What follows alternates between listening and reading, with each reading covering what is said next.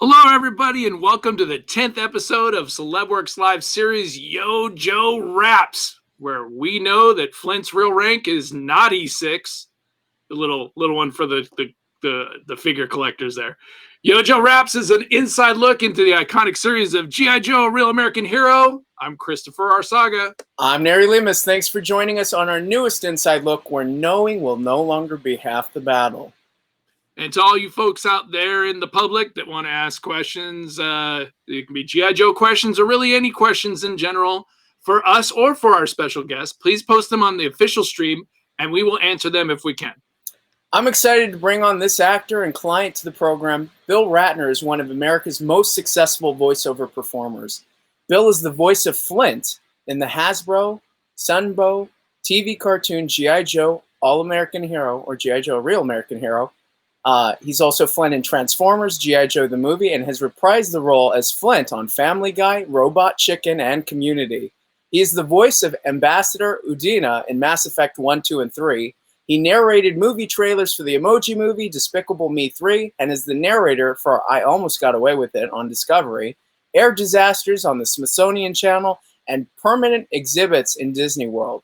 A 9-time winner of the Moth Storytelling Slams, a 2-time winner of the Best of the Hollywood Fringe Extension Award, and National Storytelling Festival Slam competitor. Bill's original stories are featured on National Public Radio.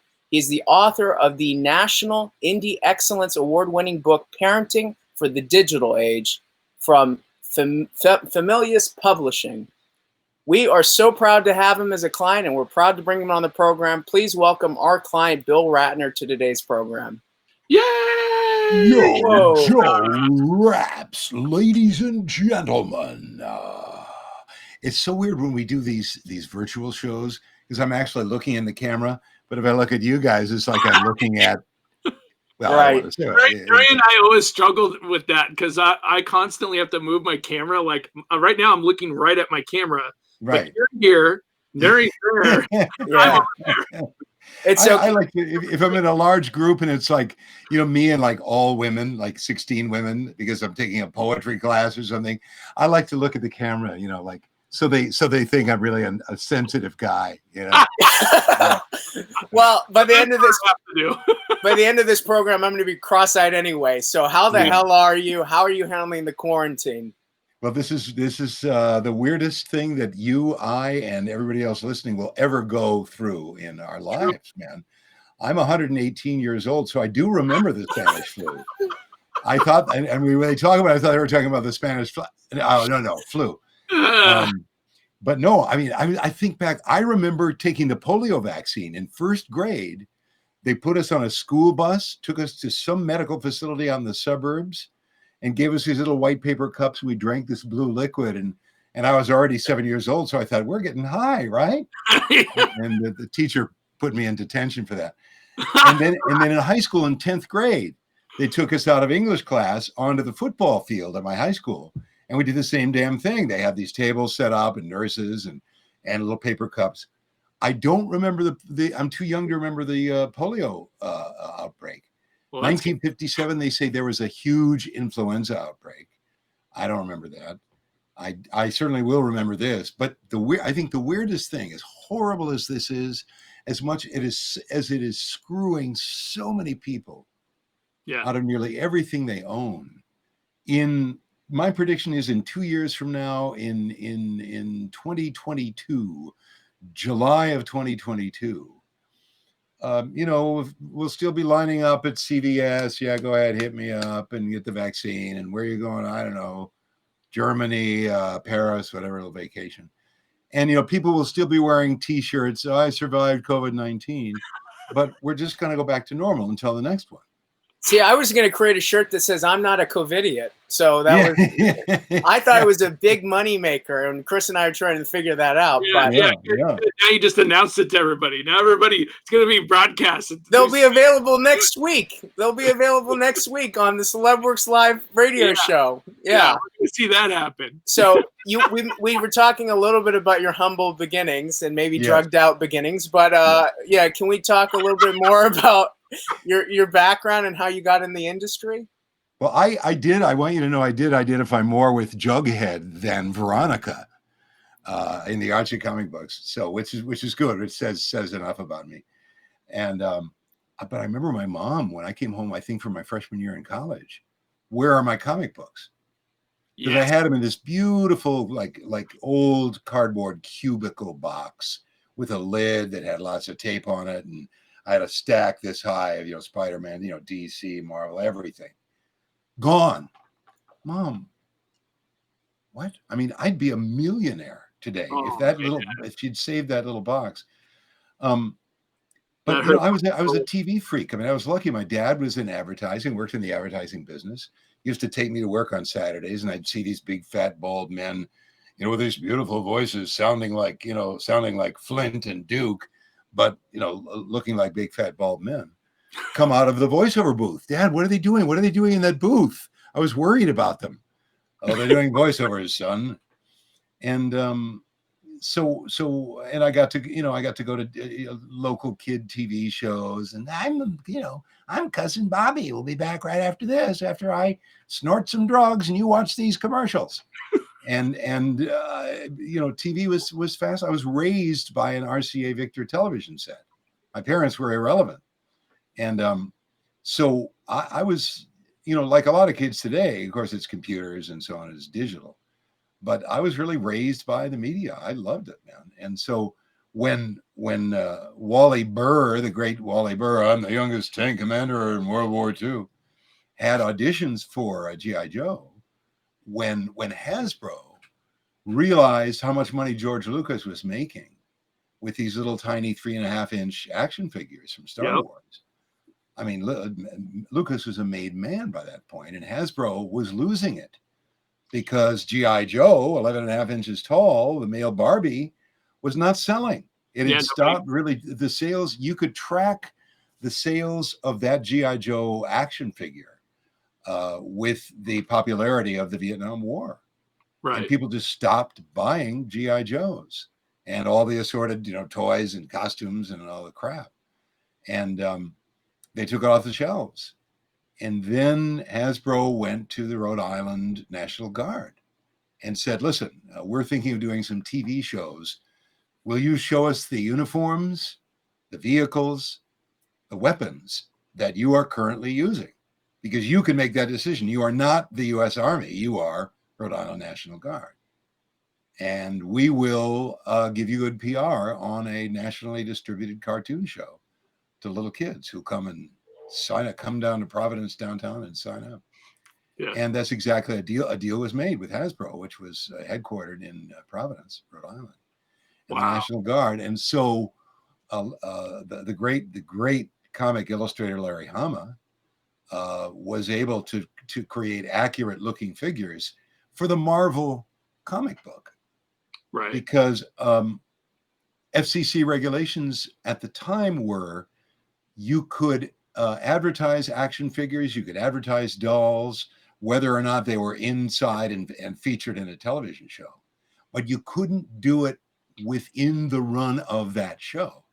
Right. If Barbie Goes to Hawaii was running from 4 to 5 p.m. on Tuesdays, you could not run Barbie commercials from 4 to 5 p.m. on Tuesdays. So weird. Because they thought, gee, what a strange thought that children were susceptible to mass hypnosis through advertising. Gosh, who would ever believe that? That's so funny. And under Reagan was a friend of the media. He was a media guy. Yep. Mediocre film actor, but man, he made out on TV like a bandit. And so when the recession came and he was president, he said to the FCC, screw all this stuff. Let them advertise whatever they want. But it took a while for the FCC to deregulate, especially those laws about advertising action figures within the show those figures are from. Yeah. So Hasbro said to Marvel, we've got Larry Hama. He's going to do some amazing G.I. Joe comic books. Would you guys print them and distribute them? And Stan Lee said, duh. Yeah. Sure. and so they were able to make television commercials that looked exactly like what G.I. Joe looked like. Right. The same illustration, the same, a lot of the in-betweening done in Tokyo. The master drawings done here, and beautiful looking, 4-color TV commercials, but not for the action figures, to sell the comic book. And that really softened the ground, like Nixon softened the ground in Cambodia with massive bombing in 1970. Carpet bombing, they call those campaigns. And little kids were going, that stuff is so cool looking, which it was. It was the most amazing animation ever seen on television.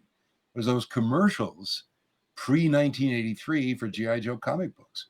Yeah. Done by Larry Hama and produced by, I think, by Sunbow, if I'm not mistaken. Did you collect any of them while you were living that comic time? books? No, I was serving 20 years for armed robbery at the time, and we were no, not true. No, I was kind of book Bill Ratner at your next convention. I mean, that's the tragedy of my life. Is when I meet people at the cons. We were just at Sacramento Toy Con that you guys got us to, which was incredible. It was great. It was beautifully run, and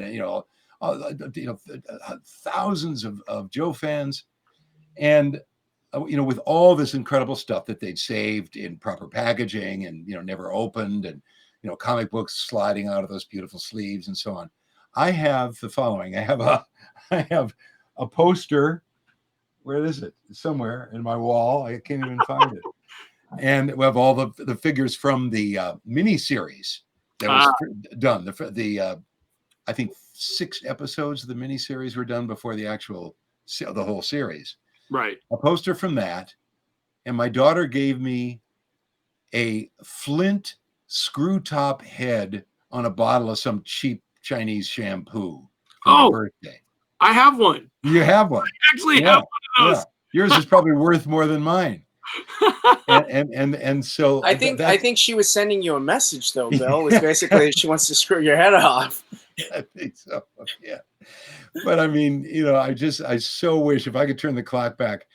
There's a wonderful comic book store in New York City in Manhattan on 8th Street in the East Village. You guys have probably been there. And I went in there not that many years ago as this gray-haired man. And this young kid, can I help you? And I said, yeah, do you have any G.I. Joe action figures? And he looked at me and just with this look of disgust, like I'm a child molester or something. And he goes, no, we don't have any G.I. Joe. And he walked away. And I said, okay, well, now I know. And knowing's half the battle. And he disappeared. And I thought that was embarrassing, man. I mean, come on. I didn't want to tell him, outright, hey, I'm Flint.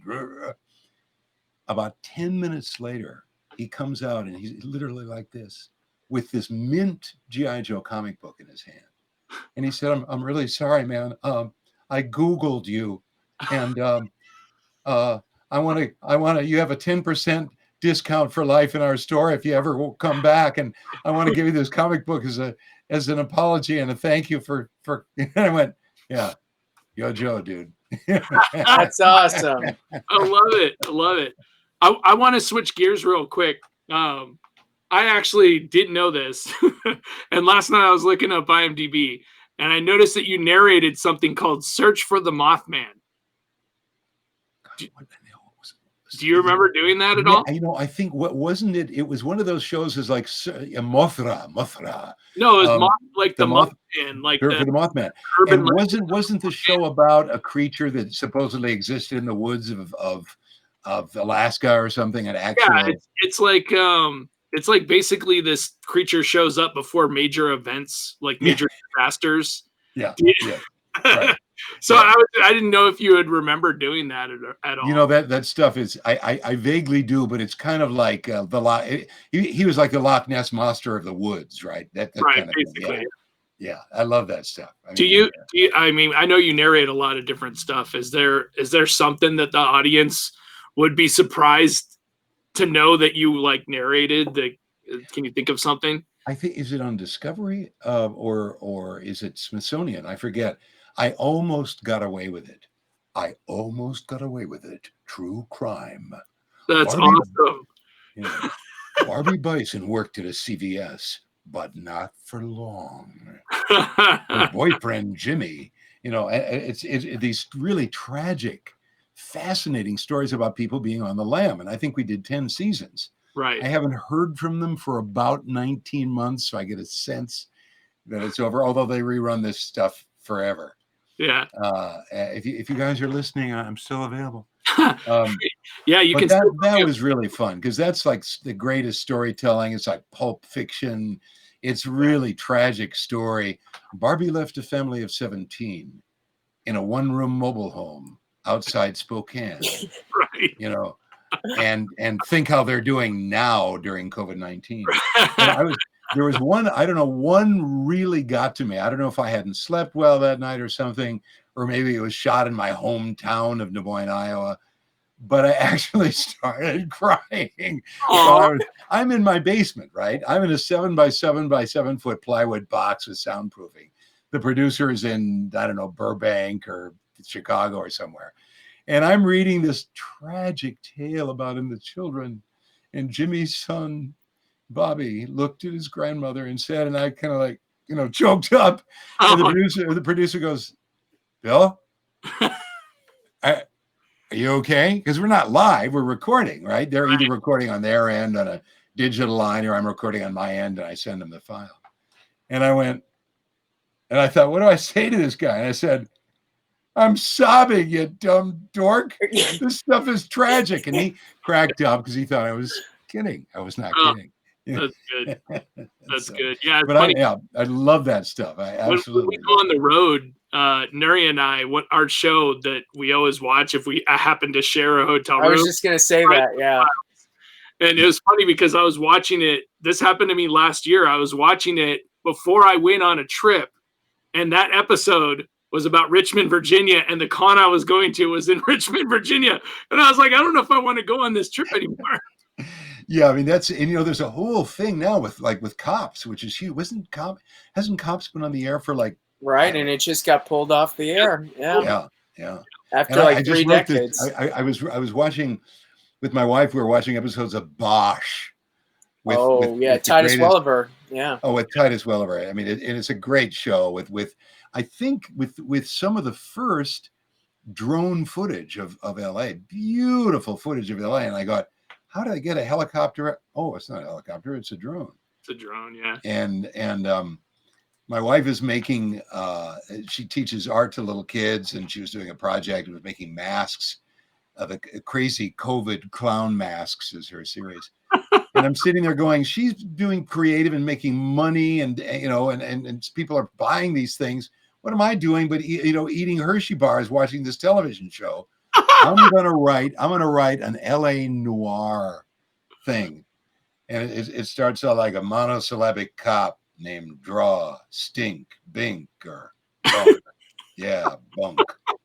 Bunk focused his 9mm on a blah blah blah.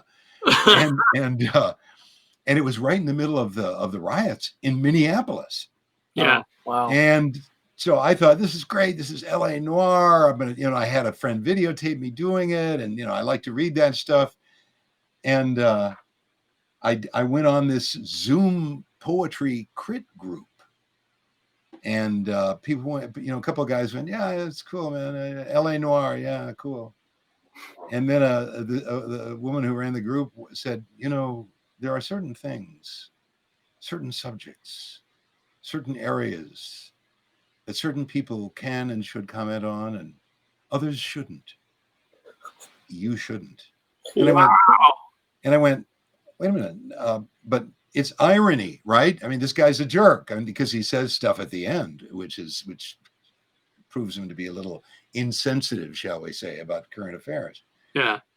But then now we're reading the stuff about Tina Fey and 30 Rock being dragged over the coals because of ironic humor, right? And so on. So I gotta pull back. I'm gonna write about daisies and dragonflies, and GI Joe. Oh, yeah. I got a GI Joe poem published.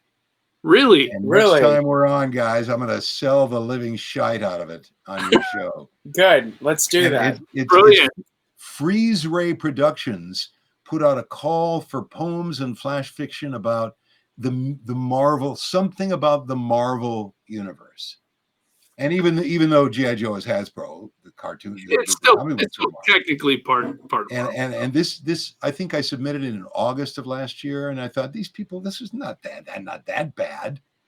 Well, how come they haven't called me? They literally got a hold of me this month. I mean, like 9 months later, saying, Wow. "We love your G.I. Joe poem. It's called the birth of G.I. Joe in the Marvel universe or something." So, Oh, that's going to be next time- great. Well, stay next tuned. time on Yojo Raps. We're gonna have to do a special episode just to Absolutely. In iambic pentameter, yeah. So growing up in Iowa is what you said, right? So I was born in Des Moines, and then my dad moved us to Minneapolis. So I actually did, elementary school, high school, and little college very little in Minneapolis. So did you have a favorite show growing up or a cartoon growing up? Cop shows. I mean, Really? I love Dragnet. Nothing but the facts, ma'am. Nothing but the facts, ma'am. And I loved the Untouchables with Elliot Ness, starring Elliot Ness. My favorite. There were 13 episodes of Fearless Fosdick. Now, Fearless Fosdick was kind of a minor character in the Dick Tracy cartoons, with a derby hat, and he had this weird girlfriend with a horrible complexion named Eunice Pimpleton. Well, CBS television in, I think, like 1953 they filmed 35 millimeter, but before videotape, I think 13 episodes of Fearless Fosdick, Detective, and aired them on CBS. This was this was more violent than LA Law. And there was a scene, and they did it with live marionettes. Wow. And there was a scene where Fearless comes out of Eunice Pimpleton's apartment after a hot night of love, literally. And two bad guys, these, funky little string marionettes, for real, filmed on these sets and the whole thing, not animated, but marionettes. And Fearless comes out, and these bad guys with their little black guns in their hands, and you can see the strings, shoot him, and the sound effects guy's going bang, bang, bang, bang, bang, and Fearless, the marionette staggers back. This is a true story. He throws open his jacket, and there are holes in his vest with smoke coming out of them. That's great. They drilled that poor marionette. Wow. And it literally cut to about 30 years later. I'm in a G.I. Joe session. It's like season 2. And, there are like 20 of us in Wally Burr's studio. And it's fun. We're hanging out, we're BSing. And, there's 6 guys in the booth doing their thing. And the rest of us are out there making too much noise and eating M&Ms. And I'm talking about Fearless Fosdick, telling this exact story. And I get this big, beefy, veiny Irish hand on my shoulder. And I look up, and it's the great Chuck McCann. Oh, yeah, Chuck. Chuck McCann, was a famous voiceover guy, and he had a lot of live TV and so on. And he said, "Fearless Fosdick," and I said, and I didn't want to say Chuck McCann, because he was, I knew he actually produced, wrote, and directed a movie starring Rodney Dangerfield called The Projectionist, which is a very weird movie. Rodney Dangerfield plays the captain of the ushers in this great big movie theater. Chuck McCann plays a projectionist. Rodney Dangerfield, "Hey, you morons, quit eating your popcorn, fatso. Get down there and clean the theater." And anyway, so I'm looking at Chuck McCann thinking, my God, this is the great Chuck McCann. He goes, "Fearless Fosdick," with this huge hand on my shoulder, sinking me into the couch. And I said, "Yeah, it was the most incredible TV show ever on television." He goes, "I made Fearless Fosdick. I made Rudy Kazudi." And he names all these puppets that he actually constructed when he was in his 20s. What? He worked for network television, and he created these puppets. Well, he was a huge marionette enthusiast. I mean, huge, big puppet guy. Yeah, and he did. I think he hosted a lot of network TV and local TV, kids TV and stuff. And I said, oh my God, man, is there any chance that you would have any of those puppets from Fearless Fosdick? I got them all. I got them in my basement. I got the lights. I got some of the sets. Got them all set up. I said, you would be doing me the biggest favor of my life if I could just, whenever it was convenient for you, just come over and just see this stuff and cry. And he said, yeah, sure. He gives me his card. I spent the next 6 months calling Chuck McCann. Hi, it's Chuck. Leave a message. Never returned my call. Oh, I thought, no. what did I do? Was it my breath? What did I do? What? And then I talked to the late great Lorenzo Music, who was the voice of Garfield the cat. I'm Lorenzo Music, who did it. He was the voice of Carlton, your doorman on Rhoda. Oh, is Carlton your doorman? You never saw him. You just heard him on the intercoms. And he was a star. And he wrote for Dick Van Dyke. He wrote for Smothers Brothers, on and on and on. And I told him this story. He said the same thing happened to him. He was on a set with Chuck McCann. He said, Chuck, oh man, I would give anything. And he was big stuff. He was like executive producer of the show that Chuck was acting on. So you'd think, of course, Lorenzo, here's my card. Call me. Come over. Never called him back. Wow. May he rest in peace with all his puppets. Yeah. Wow. For the people out there that are watching, just so you know, in G.I. Joe, Chuck McCann was Leatherneck. Yes. Just so you know. He was Leatherneck. Yeah. Yeah, we actually, with Will Ryan. We had success with him. So, Bill, I wasn't going to throw it in your face, but yeah, we actually got a couple times. You had Chuck McCann on? No. We got to hang out with him a little bit because of Will Ryan. Did? Yeah. So what was he like in person? Funny as hell. I mean, super nice. Cool. Yeah. He has a great he had a great Groucho Marx story, which yeah, that's right. It's a phenomenal story. Essentially, him and Groucho became friends towards the end of Groucho's life, and I think it was because of a commercial that they had worked on together. Right. He really grew up in the exquisite infancy of live television. 53, 54. He was probably 25 years old. He had a brilliant comedic mind, but moving on to more positive notes, may Chuck McCann rest in peace wherever he is. You obviously didn't ask him, Chuck, may we come over and see your puppets? Maybe everybody who asked him that, they thought they were coming on to him. In 2018, that would have been code words for something entirely different. Hey, can I come over and see your puppets? I'll bring the cheese. Absolutely. Especially open the vest so I can see the holes. That doesn't work. It doesn't pan out anymore. But we should really talk about the reason why many of our fans are watching and will be watching. You were Flint in G.I. Joe. So how were you cast for the series? And we all, the voiceover people, have agents. And those of you who are voiceover people and don't have agents, there is still hope. You can promote yourself into great success. That's right. Without an agent, but our agents, it was done through the agents in Hollywood. And you've got an audition for G.I. Joe. I said, G.I. Joe is a 11.5-inch action figure. And I remember my dad gave me a comic book called G.I. Joe in 1954. In the Korean War, G.I. Joe, with the square jaw, was a figure named G.I. Joe.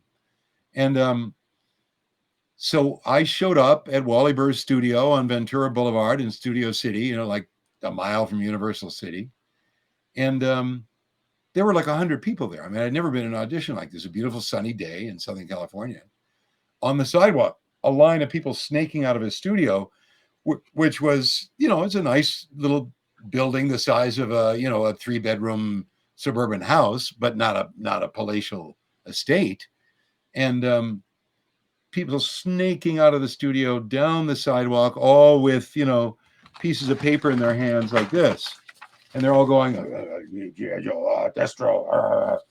And so I got in line, and one of the production assistants finally got to me and said, what's your name? Okay. And they had a clipboard, and okay, you're Flint, and handed me a single sheet of paper with a black and white Xerox of a hand-drawn picture of Flint with his beret and, and a little 12-word description of who Flint was, special ops, blah, blah, blah, good guy. And then the second page was, maybe 35 words of text. Oh, no, et cetera, et cetera. And I think Mary McDonald Lewis, Lady J, was in front of me. And we knew each other from voiceover workshops. We were studying voiceovers. So I said, Mary, what are you doing? And she goes, all right, Flint, you stupid jerk, get your hands off my shoulder. I don't need any more sunscreen, whatever. And we had a good time. And I noticed, the voiceover community is of working people in a town like Hollywood or New York or Chicago or Baltimore or whatever, is a fairly small community. Well, at the time, right? Because it's at the not time, the same and anymore. even to this day, although to this day we don't see each other as much because we're all squirreled away in our basements, especially now. But I know, so you recognize people, and I go, okay, there's the 45, 50 voiceover people I know. But wait a minute, that guy I saw in Dragnet when I was 8 years old. That woman, wait a minute, she was in Gunsmoke. We see all these old Hollywood character actors. And so one by one, this went on we're standing in line in this hot sun for an hour.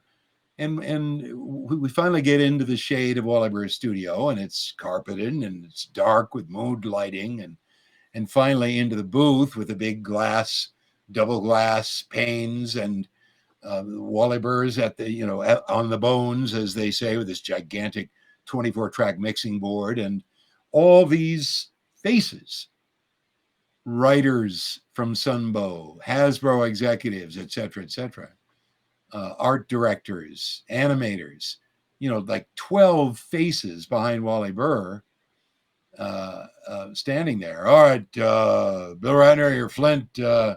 Read your lines. Take one. Boom.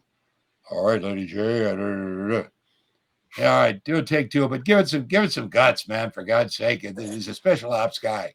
He's not selling flowers. Take two.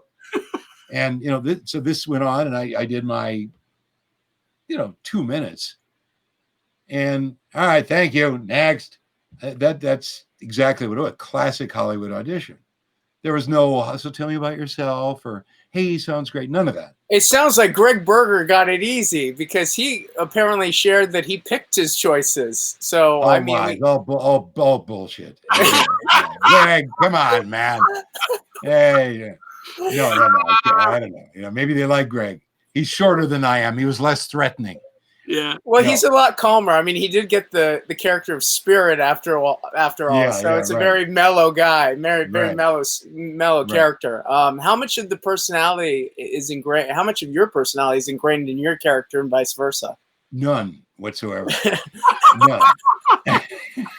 I am about as much like Flint. I mean, maybe Flint has a side that would spend time in other parts of New Orleans other than Rampart Street, with the musicians backstage and a couple of girls walk in, and Flint was very no nonsense, straight ahead guy.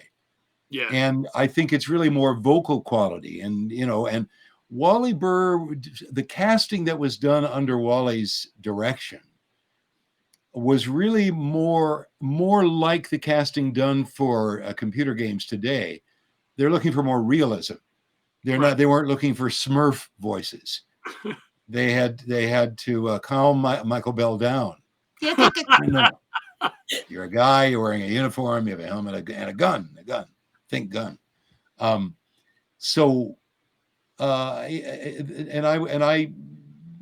thought about G.I. Joe. I remember the comic book. I've seen war movies, and so just did my thing. And can you give us a little bit of it? I mean, a little bit of an extended, whatever you can do.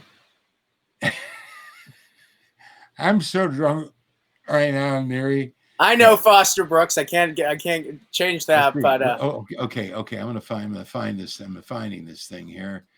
So let me give you. Please Please enjoy our on-hold music.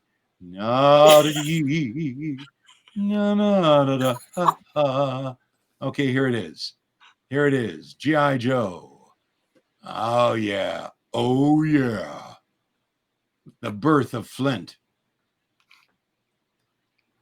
Snaked along. Yeah, this is Flint doing it. Snaked along Ventura Boulevard. A line of Hollywood throat hunters, voice actors, dozens of them, from snurfy cartoon squeakers to drawling Texarkana extras, all clutching black and white Marvel comic renderings of high-muscled special ops soldiers, talking tanks, and Cobra bad guys. Action figures to be human-voiced, who, it is hoped, will earn hundreds of millions of dólares americanos. It is audition day for G.I. Joe, Real American Hero. Another mythic money marriage for Maestro Stan Lee as the groom and his nerve-wracked, jealous of Star Wars Rhode Island bride named Hasbro. Tune in next time. Phenomenal. Phenomenal. I love it. That's so cool. No, it was really fun. But I went home after that, thought, well, that was that, I mean, you never, I remember being in an audition at an ad agency, and there were like 30 of us there, all guys auditioning for some 6-word tag for Palmolive or something.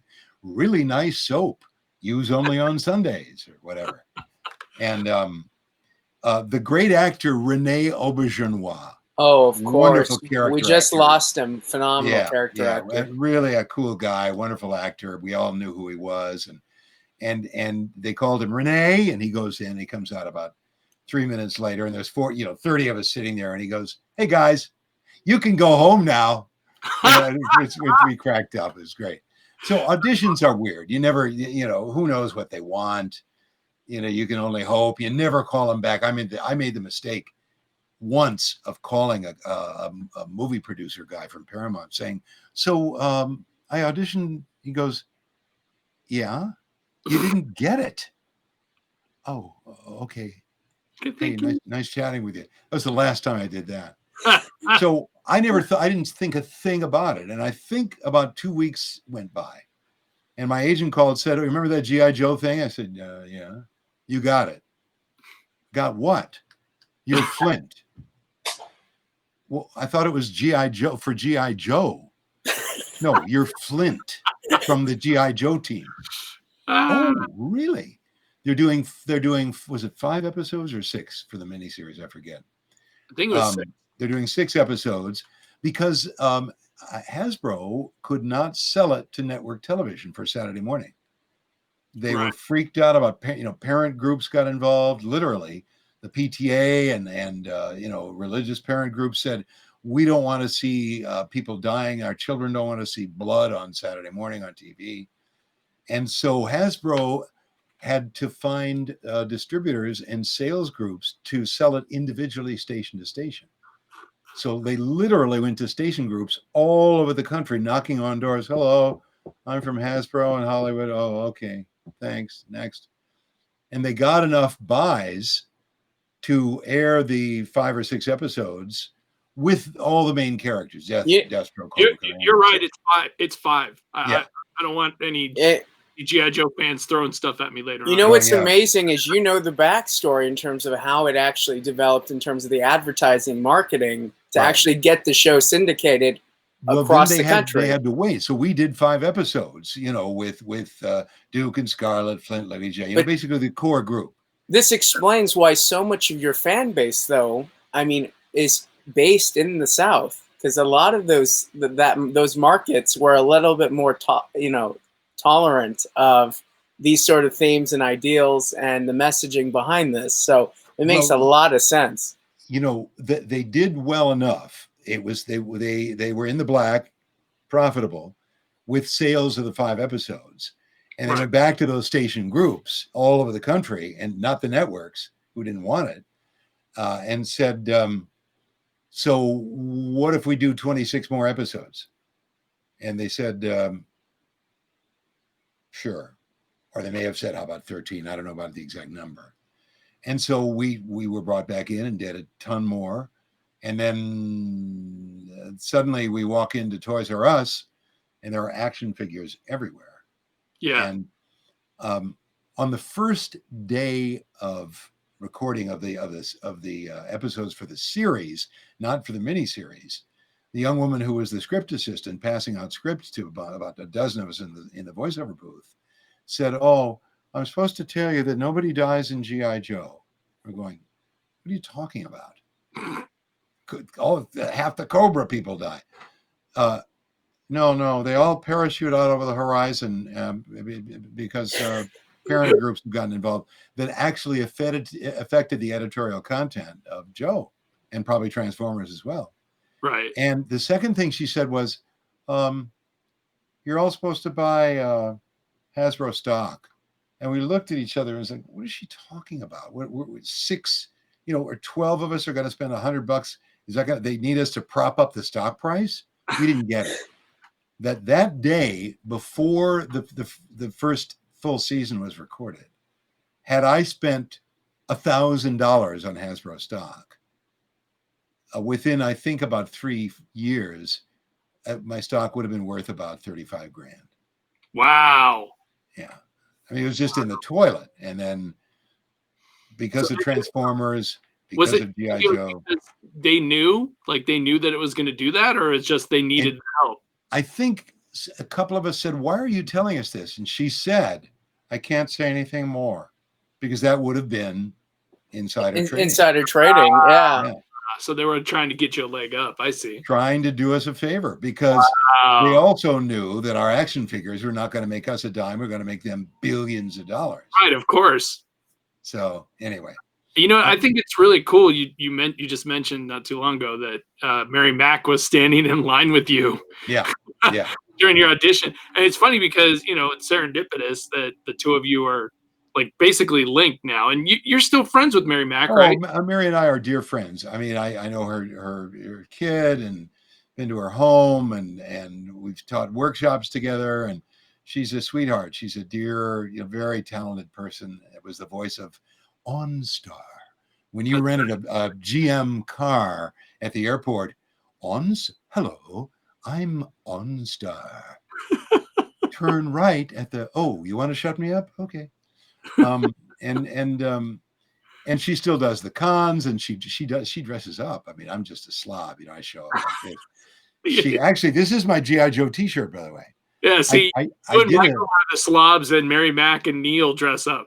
Yeah, Mary Mack. She doesn't go way out of her way, but she wears, a lovely, epaulette shirt and like an officer's shirt, green shirt and boots. And I love her to death. She's amazing. Yeah, she's great. Person too. We met in a voiceover workshop, and probably in like 1981 or something. Both of us studying with a guy named Dick McGarvin. And and she still works. Got a voiceover studio, and Lady J, we were at JoeCon when Hasbro was funding it, we were there we did all kinds of things, dinners, and I think we even went to the second G.I. Joe movie as a group, and it was really fun. It was to hang out with fans and stuff. And one of the events was a surprise screening. We didn't know what it was going to be. And of course, the room filled up. It was a nice ballroom, 150 people. And some guy had made this videotape. And I thought, this would be fun. We'll get to see, It was all Mary Mack, all Lady J, every single second. Every scene, every extreme close-up, every over-the-shoulder shot.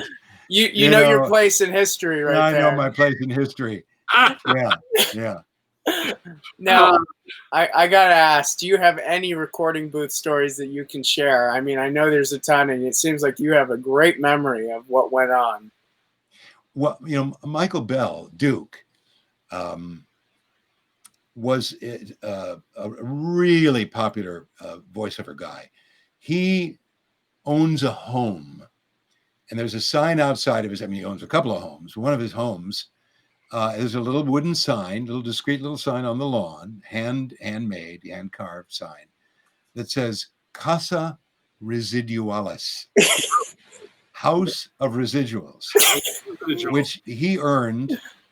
I think it could have been starting in the 60s, ran into the 70s, into the 80s. Butter. Yep. The parquet margarine. He said one word. Butter. One word. He used to say it's the house that butter built. So exactly. And plus I think he would do 8 and 10 cartoon series at a time. You know, he would literally run from Hanna-Barbera to Disney to wherever. And so he was, because Wally Bird's sessions with us for Transformers and for G.I. Joe were like 4.5 hours. We'd have to hang out because he would do it again. Pretend you're, do it like a mosquito with a hat on. Do it, just do it. And whereas over at Hanna-Barbera, you know, Gordon Craig and people other like that would get it done. You know, these would be 90-minute sessions. And so Michael was always just sometimes a little bit edgy, like, get out of here. So we would torture him. We would knee him from behind when they were recording. Like you come up and do kneesies and like push his knees, and you're like, "What doing?" And one time somebody said, I think it was probably Chris Latta, who said, "Who wants to light Duke's script on fire?" And I said, "What are you talking about?" Because Michael Bill was at the mic, and the rest of us were sitting there in our high chairs, literally. And he said, "Watch," and he takes his Zippo. And he goes up behind Michael and he lights his lighter and very stealthily moves it under his script. And Michael happens to be like looking and oh my God. Oh, that's so amazing. And Wally is pressing the button. What's going on in there? What's going on in there? And I don't know if the smoke alarm's going off or not, but that's funny because, you know, Mike he was a regular in G.I. Joe and he was a regular in Transformers. Yeah. And a lot of the guys went back and forth and did both. You were however, the only, as far as I know, people can correct me out there. I'm sure they will if I'm wrong. But from what I remember, you were the only G.I. Joe character to actually show up in a Transformer cartoon. Actually, I'm sorry, Chris. Am I wrong? I played the ghost of Flint's father. Oh, Dashiell Fairborn Sr. with the gray hair and everything, who had come back to tell Flint and Lady J's bastard child. What was her name? God, I forget her name. She showed up. Fairborn. Somebody knows. Somebody's going right now. You idiot. Her name is blah blah blah. Oh God, what's her name? Somebody will write it down, I'm sure. She look it up. This is Flint's child, and she was a special ops soldier in Transformer, and Melissa. Say again. It's Melissa Fairborn. Melissa Fairborn. There you go. Ding ding ding ding ding ding ding. And then that's thanks to Skinny Joe fan who got it. I think. Marissa. Joe fan knows. Skinny Joe fan knows. It's Marissa. It's Marissa. Marissa Fairborn. Skinny Joe fan. Skinny Joe fan. Yeah. I feel like we're friends. Yay. I see you all the time on Twitter. Love you. All right. Well, since I messed that one up, now I look like so anyway. So that's the I believe that's the story. Skinny Joe fan is that is true. It was Flint's dad, right? Dashiell Fairborn Sr., who comes back as a ghost to Marissa and says, whatever he says, "Yo, Joe, go for it. You got it, girl." You know. All right. So I'm going to ask you a funny question here. Since you've been to many, many cons. What's the weirdest thing that somebody has come up and asked you to sign? Like, has there been anything where you're like, "Whoa, you really want to sign that?" at a Joe Con, a guy got in line 3 times, each time with a duffel bag. Oh my God. Full. You must have been signing for free. Yeah, because it was they paid just a blanket thing, and I didn't care. We were chatting, and other people were chatting, But the guy who was manning the booth, for some reason, each time this guy, or the second and third time this guy showed up, was like kind of like off somewhere. And the third time I said, man, the line is getting long, and it's fun chatting with you and stuff, but this is not how you're making your living. He goes, this is going to pay my rent for 6 months, man. Thank you. and I don't, I didn't sign any body parts. I didn't sign any children's heads. No Chuck McCann, dolls at all. No Chuck McCann puppets. No. Marionettes.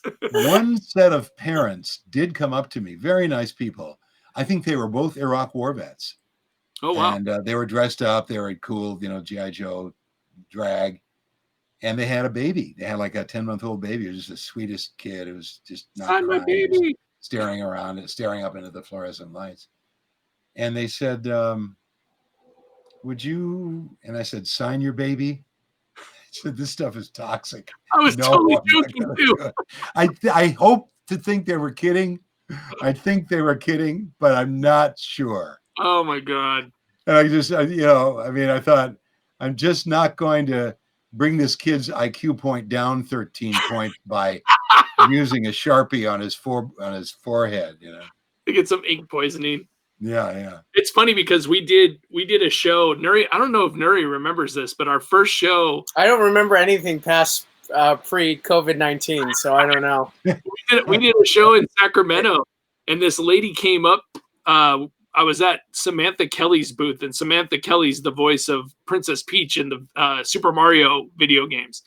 And this lady came up with her baby and literally wanted Samantha to sign the baby. Yeah. And I was like, no, not on the baby's skin. If you want us to sign like the onesie, that's fine, but just not on the skin. And the lady was like, oh, okay. And I was like, what the heck's going on here? The strangest thing that was ever said to me, which I found absolutely fascinating, was at a JoeCon, and a guy, nice guy, 38 years old, came up to me, and we'd sort of by ourselves in the hall, and he grabbed my hand, gave me a very firm, handshake, and said, I really want to thank you. And Mary, who was not there, Lady J, you guys taught me ethics and morality. Wow. And I turned around to see if Billy Sunday was standing behind me or something. I mean, I didn't, I said, what do you mean, man? And he said, I was 9 years old and G.I. Joe was syndicated. It was on TV every afternoon. My parents were getting divorced, and I was really down in the mouth. And you guys had those little PSAs. All right, Johnny, don't throw baseballs through Susie's window. It could cause us a large bump to appear on her forehead, and knowing is half the battle. And he said, those things actually taught me. That's where I learned ethics and morality and how to be a good person. Yep. Wow. And I thought, damn. And I tried to remember back, and I've had experiences listening to older voiceover guys who I knew were the voices of certain characters in my favorite TV shows. And whenever I heard them, I would start to cry. Yeah. And, doing some narration for the history of the El Coronado del Hortel. And I'm going, wait a minute, isn't that so-and-so who was on Crusader Rabbit, and he played Captain Hook, and I would go, and it was only when I remembered that I realized how much power, especially for as a child, and then you're growing up and you still have that child part of you, and right. You hear that voice, and it's the same voice, how truly powerful that is. It is very much so. It's funny. We bring that up on this program a lot, and the importance of voice. And if anybody has time to watch Mary Mack's interview with us on Yo-Joe Raps, she goes into depth about the important voice and what it means to people. And I think a lot of people, especially for a period of time in the 80s, 70s, even up until the 90s, the voiceover industry was sort of poo-pooed in terms of not being an official craft. And now it's gone to a level of distinction. It's an honorable profession. And, we're so proud to represent you guys, because we think sometimes, working with you guys are more talented than some of the on-screen guys, because people constantly forget, yes, the distinction is you guys are voice actors, but you are actors first and foremost. Well, there was really good news and really bad news about celebrities getting into voiceovers.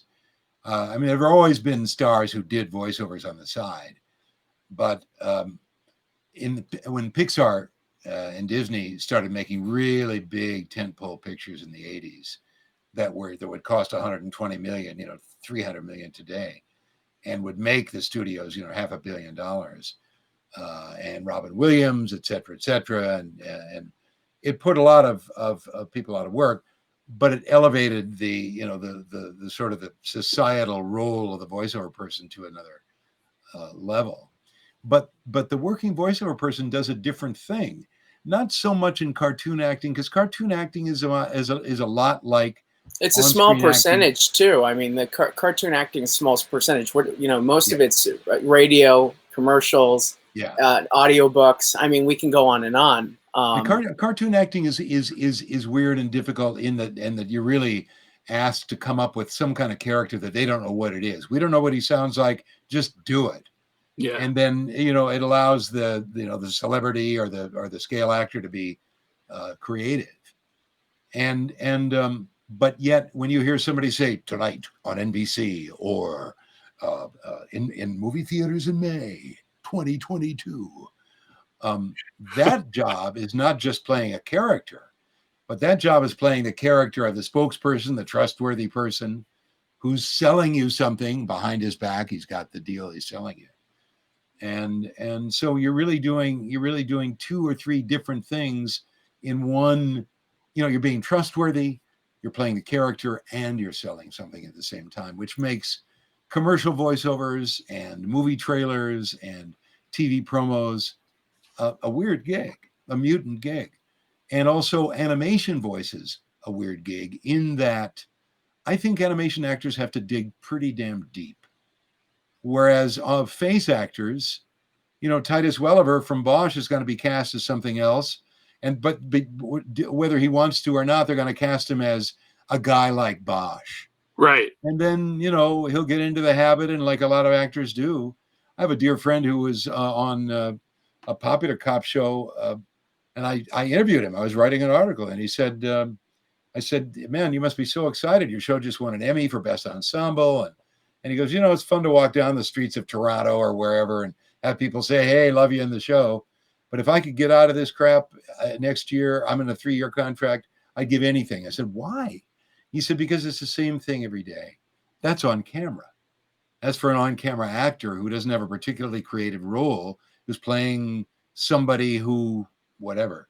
But, animation voices are lucky and also very, very challenged to do deeply creative, multifaceted work. Me, no. An HB director said to me once, Bill, can you do your other voice? And I went, which one? He goes, this one. Just do it like this. That's hilarious. Oh my God, that's good. You guys serve an important part of all our lives, and people travel hundreds of miles to see you at shows around the country. Many of them are your G.I. Joe fans. What do you think made the series such a prevalent and long-lasting success? The number one, what Wally Bird did with us as actors, suddenly kids are watching a TV cartoon that seems so much more real. It's not just people going, ah, gah, gah, gah, gah, gah. And the animation that, really was started with the stills of Larry Hama in the G.I. Joe comic books that preceded the show, in just by a matter of months. The animation, some of which was done by the anime studios in Japan. TV animation in America in the early 80s was not as sophisticated as it was in Japan, not as sophisticated as Disney movie studios.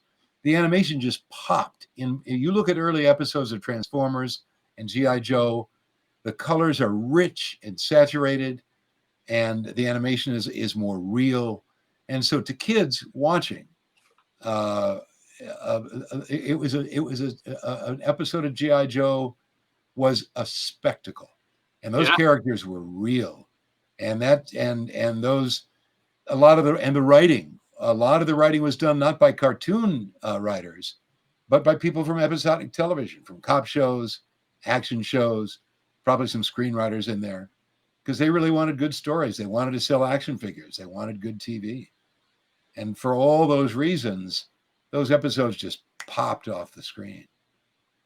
Yeah, I don't think without, if the cartoon didn't happen, I don't think the toys would have been as impactful, because for me, it first started, the comic books came out first, and I remember collecting the comics. Yeah. And I was like so enthralled, because I was a comic book collector anyways. But I remember reading the stories, and I was like, wow, these are like so cool. And then I was excited to, the toys came out, and then it just like, it all kind of flowed just perfectly. And I think Larry Hama and the Hasbro guys planned it out perfect. Like the way that they did it, it was just perfect. Like it just absolutely, it was brilliant marketing. For people that haven't seen the toys that made us, it's a brilliant in-depth look of really what happened, and that behind the scenes sort of knowledge of what went on. And I only wish that a number of episodes, and there's a Joe episode, right? There's a G.I. Joe episode, and there's a Transformer episode. But I think that, one of the things that, and the reason we bring you guys on is to get your side of the story, because while many of the fans can get the side of the story from the developers, the marketing side, and the people that really built the comic, they don't get to hear the voiceover side, which is, I think, a shame. So that's why we have you on. And before we sort of wrap up the show, Bill, is there any words of advice that you can give fans right now? It's a weird time, and buy my book. This is extremely important. Your children's brains are being affected not only by fear and loathing and the food you're having to serve them during this awful time. I'm so glad you brought this up. So I was at a storytelling festival. Got paid to teach a workshop called Voiceovers for Storytellers and tell a story. I don't know what the hell it was, but I got a book deal out of it, and a lot of G.I. Joe stories in here. A lot of stories about Barbie and the marketing of Barbie, how Barbie and G.I. Joe got together, through the Barbie Liberation Organization, which is the weirdest story in the history of toys, the BLO. Go on Google Barbie Liberation Organization. Or how about we buy the book, right? That's what we're trying to sell. Yeah. Buy the book. It's called Parent for the Digital Age. Exactly. And where can they find that, Bill? They can find it on Amazon. They can find it as published by Familius Books. They can find it on Familius. They can find it on Barnes & Noble, Amazon. And I really had a great time talking about a lot of the stuff that we've just talked about. Because, the history of marketing toys, the history of making toys, the history of the brains. The brains behind G.I. Joe and Transformers were not as satanic at all as the brains behind Barbie.